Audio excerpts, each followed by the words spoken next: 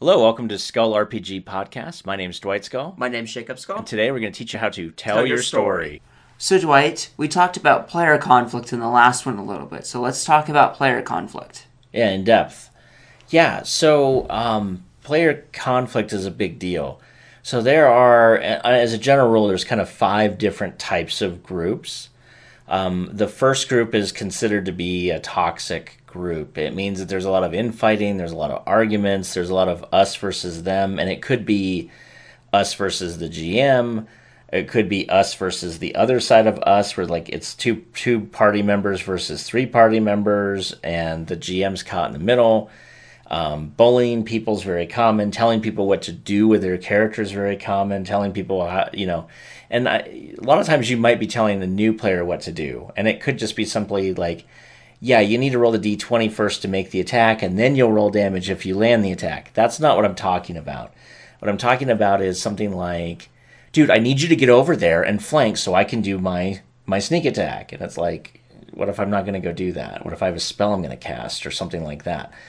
It's not, there's a difference between a conversation of, hey, the fighters should always move into a flanking position so that the rogue can do some sort of sneak attack or something along those lines, versus I'm going to tell you how you how to run your character so my character can be great. It's like, that's a kind of a toxic group. And I've been involved in a toxic group where, I'll just throw this out, I think the GM thought I was hitting on his wife. I was not hitting on his wife, but there was this assumption that I was, and instead of him dealing with me on that or even discussing that with me, it went into this anytime that since he was the GM and I was a player, he was always trying to kill my player. He was backstabbing my player. He was doing things that the rules said he could not even do with my character. He was taking out his aggression on your character in a very passive-aggressive way. Compared to just having a heart-to-heart talk about whatever the problem may be. Whatever he's perceiving is happening,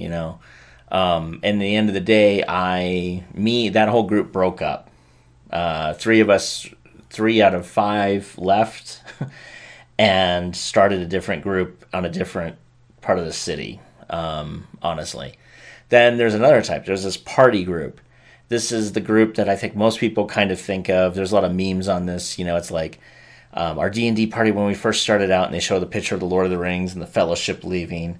And it's like our party 6 months later, and it shows like a Monty Python type of cast. And so this is the party's really rarely ever serious, or always quoting memes or movies. There's a ton of inappropriate side talking that's not about anything. And the GM is left either begging to play the game, yelling to play the game, or is literally just lost control entirely and just sits back, raises their hands, and just does nothing. Mm-hmm. And it almost is like, even though you're playing with a bunch of adults, they're acting like middle schoolers. I can say that because I work with middle schoolers in a volunteer capacity, and it's like they don't want to take you seriously. They're not taking serious. They're just going to sit and party the entire time. And it's really hard to get that group back because, you can lay out some ground rules for them to say, are we playing this game or are we not playing this game? Because if the whole point of all of us is to get together and just socialize or something, maybe we just start playing exploding kittens or something, as opposed to me putting in hours of work on a D&D campaign. There's several card games and board games out there, so why are we doing this when I have this time sink that you're not taking seriously? Right, because let's just be honest, if you're a game master, even a game master that's doing a very lazy game master, you're still sinking in at least a half an hour to an hour a week. Yeah. At least. And if you're really into it, or you have a big dungeon you have to deal with, you're going to sink 3-4 hours in to kind of prepare it and know it. And if you're doing pre-made campaigns, you're probably rereading or at least reading the book through once, or at least the next couple of chapters to figure out what's going on. You're trying to get that straight in your head. There's a time commitment from the game master that's not from the player. Mm-hmm. It's a big deal. There's another type, which is one player versus the game master. And man, this is where one player views the game master as the opponent. Not the monsters on the field, not the storyline, not the big bad. The big bad is the game master, and the game master is always out to kill the player. And the real problem with that is Look, it doesn't take much to kill players. I mean, seriously. Let me go and I'll just give you for instance. Doesn't matter what level these guys are.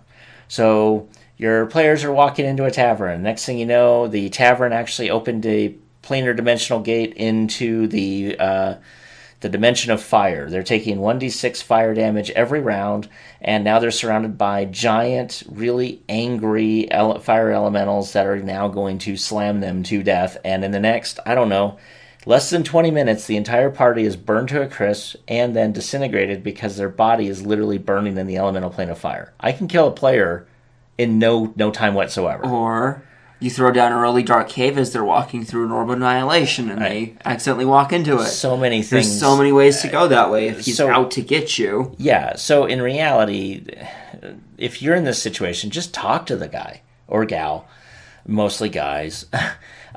Just talk to the person who's thinking you're out to get them and just ask them why they think that and what you've done to show them that somehow you're out to get them. Mm-hmm. And maybe you in a non-confrontational way explain, like, if I was really out to get you, I could just be out to get you. But do you feel like I'm singling you out more than anything else? And to be honest, if they're playing the guy who's supposed to be in front of everybody taking the hits, they're going to get hit more because that's their role. Like, your job's the fighter. Of course you're going to get hit by everything. Right. Now, if your job is the mage and I'm intensely dropping, like, every invisible rogue apparently is always in every cavern and going after you as the mage, they probably have a point then, and you might be trying to subconsciously kill them, and you need to knock that off too. Now, then there's another one, which is the uninterested player, and hopefully you only have one, if zero, of these people. These are the people that are on their phone more than they are in the game. And 9 times out of 10, the reason for it is probably because they haven't bought into the concept, or they're not happy with their character in some way that basically fundamentally they've just kind of tapped out. They're still here for the group, but they're not here for themselves. Mm-hmm. I'd pull them aside and just go, hey, what's going on? How can we make this better? And literally offer them the ability, if they want to, just to roll up a new character or maybe they made a really bad choice with one of their stats a long time ago. Like, instead of, they leveled up the wrong stat and now they've crippled their character and they didn't realize it at the time because they didn't have the experience. Well, you could punish them for the next year of their life, or you could just tell them to swap it. Yeah. Like, we all make mistakes, and the coolest thing about any RPG is if we're all playing together as a group, then the idea is for the group to have a good, memorable time. And if there's something that they did a long time ago that messed up their character, but they feel is beyond repair, give them the option of either fixing their character, like strip it down. Mm-hmm. Here's how you strip your character down from scratch. Here's what I'll let you go back up to, and just do it. Or, oh, it's only those 2 things that you messed up on? Well, just fix them. Like, just tell me what you'd want to do, and then I'm okay with it. I'm not saying give them godlike powers or break their character. I'm just saying let them fix their character in the way that the rules would allow if they'd done it right the first time. Yeah. Honestly, you'll that little change will probably make them interested again, and you'll love yourself for just literally spending 5 minutes and telling them, just fix your character and bring me the sheet. As long as you don't do anything too crazy, I'm fine with it. Mm-hmm. And then finally there's one group, which really, since we're talking about conflict, we shouldn't talk about, but we should talk about because we're talking about conflict. And this is the where you want to be. This is the group that trusts one another. This is the group that everyone likes each other for the most part. I mean, I'm not saying there's no conflict. I'm not saying that occasionally you don't yell at one another. I'm just saying, like a family, you all generally enjoy each other's company. Mm-hmm. You're all happy that each other are there. You're sad if somebody's sick or misses for some reason. No one's bullying each other. Yeah, there's going to be some movie quotes. There's going to be some memes. There might be some side talking at the beginning. But once the GM's like, okay, let's play the game, 99%, maybe 90%, let's just be honest, of the time is now spent playing the game. Yeah. And, you're able to roll in secret. They trust you to do that. They know you're not trying to screw them. They're happy to ask you questions. You're happy to answer those questions, and you're happy to have the dialogue that needs to happen. And, yeah, they're also happy to argue with you if they think you made a bad call, and you're willing to hear them out and either stick to your guns Or say, yeah, you're right, that was a bad call, and then reverse your call. Again, as a game master, you're not perfect. I'm not perfect. No one's perfect. And so sometimes you make a bad call. One way to start this toxicness or the uninterestedness or the player versus GM or even the party atmosphere is to stick to your guns at all times, never admit when you're wrong, and when you know your players to be right. Instead, hear them out. And I have a rule. I just try to think of, even though it's crazy because we're dealing with magic and everything else, I try to think of anything like, if this was really happening, what would the physics of it look like? Yes. So, and if physics says it can't happen, I just explain it. I don't see. But argue with me. Like, explain how you would see the physics of it work. Yeah.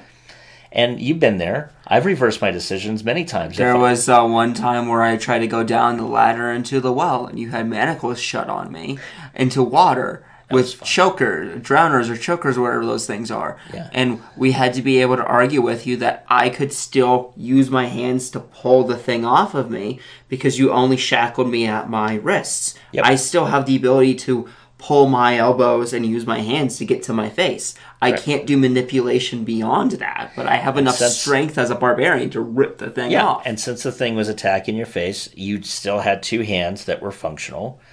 And I think I just gave you like a -2 or something to it because you did have a... heavy wooden shackles, and it's a little bit cumbersome because I can't manipulate where I need to pull it off right, but I have the ability to pull it off. Which is different than, nope, sorry, you're drowning. Uh-huh.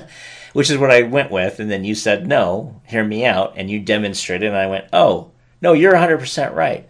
Yeah, but I'm going to have to rule that there's at least there's a problem. You can't do it without anything. I'm like, that's completely fine, but no way I can't hold and pull the thing off. Anyway, there's a practical example of your players having the trust in you to argue with you, and not getting angry, but just asking them to plead their case.